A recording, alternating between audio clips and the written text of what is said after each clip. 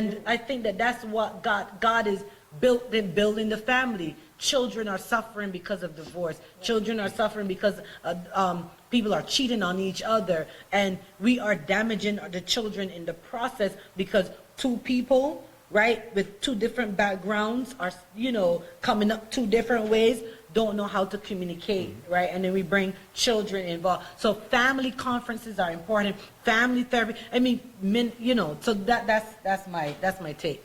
Yeah. For me, it was, and I'm just sitting here thinking, man, for me, it was identity. Mm-hmm. We all went through something, JB, Ashley, and myself, called emotional intelligence in the workplace. I believe, when you go to marriage counseling, if any of you have ever been, they always talk to you about what you should do, how you should live, how you should be. But they don't necessarily discuss how you're wired. And the thing for me is, I went into marriage not understanding who I was in her, not understanding how she was wired. Because now if I know how you're wired and I know how I'm wired, we can build a relationship based off of how God made us, opposed to what we're attempting to be, right? Yeah. So it was a very unique dynamic when we got married. Both of us were older. There was a strong love there. I think all four of them, And the dynamic is that at the same time we get married. We get married in June. We conceive in July. You understand what I'm saying? Yeah.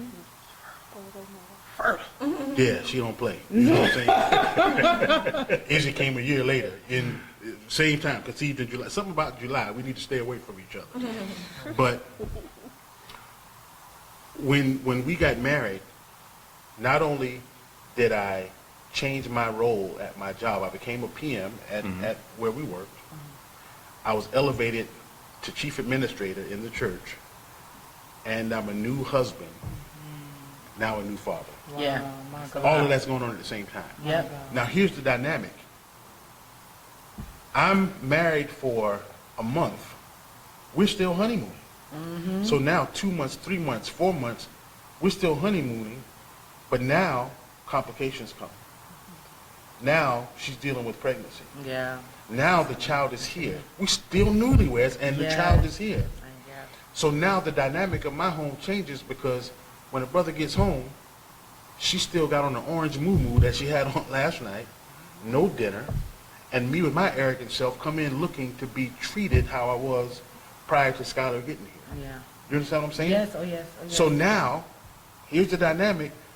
On the job, and these two know it, when you become a PM, now you have headhunters out there, and it becomes so competitive. So now in this lane of my life, I'm in a place where I'm elevated, but there's competition. In this lane of my life, in the church, I'm elevated, but they love me.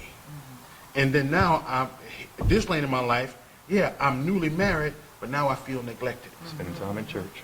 You hear what I'm saying? Yeah. So everything shifts now to this one place where I'm being praised. Yeah. So now I spend, the vein of what I do is now in this. And now people are becoming more and more complimentary. And oh, I love your spirit. And and if I ever get a man, I want him to be like you. So now you're creating this peacock. This peacock who doesn't want to go home. Right. And this peacock who won't even love his job. All I want to do is be right. I want to sit right here where they praise me. Wow. And that was the foundation built on the thing that almost tore our marriage apart. Wow. So that for me was the greatest thing, because the one that God sent me, the woman that God sent me. Now, we've gone through something in our lives where the same church abandoned me in the time when I needed them the most. Wow. And guess who was there to pray for me when I wouldn't pray for myself? Yeah. That woman right there. Yeah. That woman right there. So learning who I am to her, and her in me, and us together, and us surrendering to God is the greatest transformation for our marriage. Amen. And that's my best friend. Amen. I love that. I love that. That's amazing. That's amazing. That's amazing. No, he's right. It was challenging, and I'm grateful to God that I didn't let resentment settle in me, because just being very honest, even during that time, I felt like he was married, living single, because like he said, God put us together, but literally, a little over a month later, we conceived Skylar. Yeah. And as to speak to the women, he's, promoted at work, really elevated at church, and they were just pouring into him.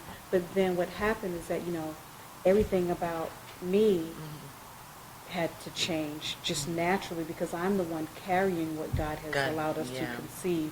So, I'm a little tired, a little busy, trying to maintain. And, his ego was morphing, right before my eyes. And yeah, he there were days when he would come home and, well, shucks, I didn't get a chance to get dolled up because suddenly the baby's here and I'm not getting dressed to go to work anymore. When we got married, I built a home. I was in corporate America, doing my thing. And now suddenly I find myself in pajamas and orange muumuus, and, I got a baby latched on trying to feed and a house to keep up. And, and then those little things he would leave for me to do, just trying to keep the house running because, whatever. And so, I felt bad because then I realized, okay, maybe I am neglecting my husband, but I'm going, well, shucks, we got married and you're still doing all of your whole life.